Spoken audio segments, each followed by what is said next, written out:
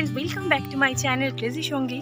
তো আরও একটা নতুন ব্লগ, আর এই আজকের ব্লগটা কিন্তু বেশ জমজমাটি হতে চলেছে। তো সেজেগুজে বেরিয়ে পড়েছি, যাচ্ছি ফ্রেন্ডসের বাড়ি। আর কয়েকদিন আগেই তোমরা দেখেছিলে যে বিয়ের কার্ড পাচ্ছি, আইবুড়ো ভাত খাওয়াচ্ছি। তো ফাইনালি দ্য ডে ইজ কাম। মানে শুরু হলো, দেখো ফুলটুল নিয়ে চিড়া চারটা হয়ে টোটোতে আমরা বসে পড়েছি। অদ্ভুত, লিনাকে দেখে কেমন অদ্ভুত ফিলিং হচ্ছে। দেখো এখানে কিরম গোডাউন করেছে, আর এখানে সবাই তোকে মেরে ফেলবো করে। কি হয়েছে? হলুদের জন্য বন্ধুগণ রেডি। দেখি ফাইনাল লুক সবার একটু শেয়ার করো। বাবা জয়ী হাই করে দাও। বাপরে বাপ, দেখি লিনা, উফ বাপরে বাপ, আমাদের হলুদ সুন্দরীরা আসছে। চলে এসছি ফাইনালি। বাহ, সুন্দর ডেকোরেশন করা হয়েছে।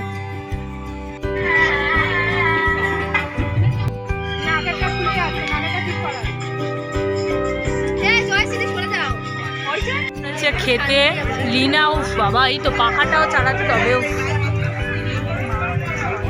এদিকে একটা গ্রুপ বসেছে আর আমরা এখানে বসেছি।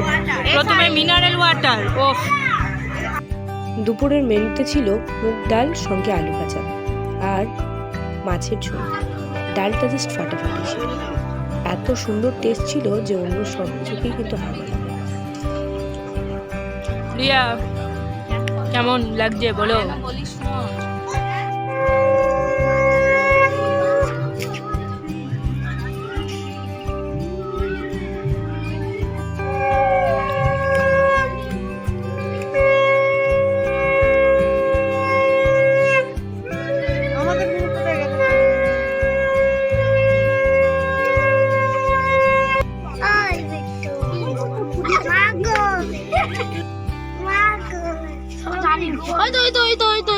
দিদির কাছে যাও, দিদি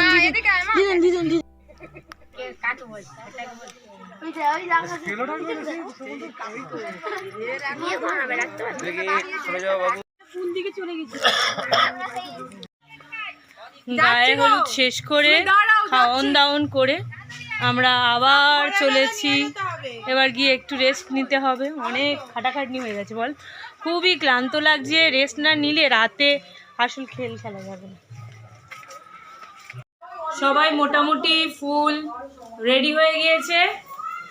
এই সবাই ফুল রেডি হয়ে গিয়েছে, দেখি গিফট নিয়েও রেডি আমরা। এখানে রিয়া, এদিকে আমাদের জয়শ্রী। ফাইনাল লুকটা দেখি, জয়শ্রী ফাইনাল লুকটা। লিনা তোমার ফাইনাল লুকটা দেখাও। বাহ, দারুণ লাগছে।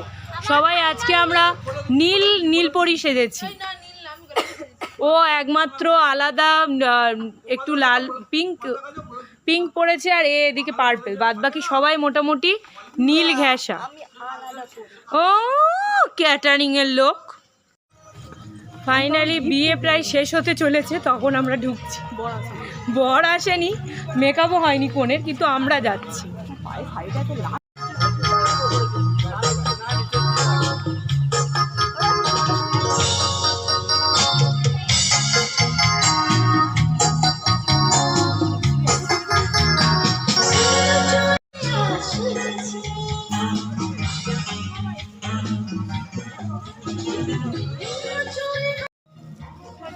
চেনা মুশকিল।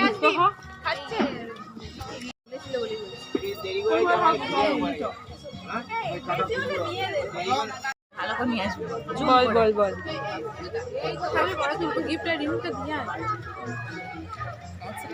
এসেই চলে এসছে পকোড়া খেতে।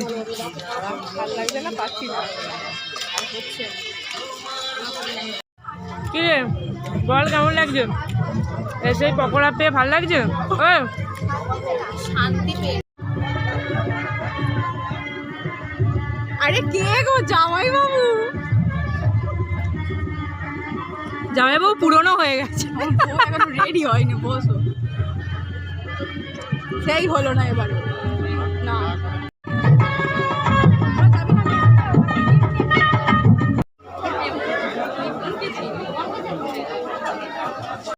সামনে দিয়ে ঘুরে যাও, স্মাইল। নিয়ে নিলেই হবে, নইলে তো এখন বেশ কারোর সাথে এখন কথা বলার ব্যাপার ওটা পাশে চলে যাবে। যা চলে আয়, তোরা একটা ফটো তুলবে বলছে, তুলেই চলে আয়। দেখি সব ভিডিও আরে খেতে দে খাওয়া শেষ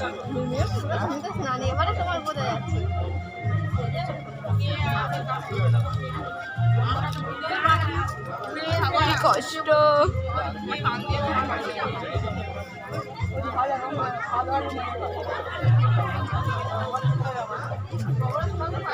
খাবি না? না, আমার খাওয়া হয়ে গেছে।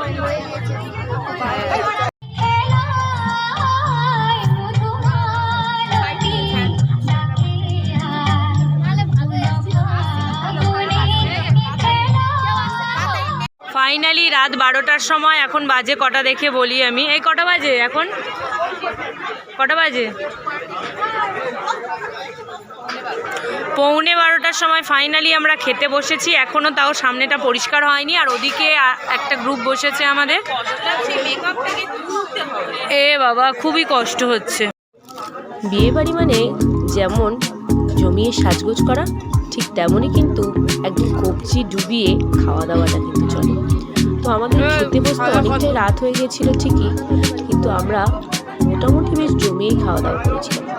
তবে আমাদের রিয়া বলে অনেক কিছু, কিন্তু শেষ পর্যন্ত করে কি উঠতে পারে সেটাই চলো শেয়ার করছি তোমাদের সঙ্গে।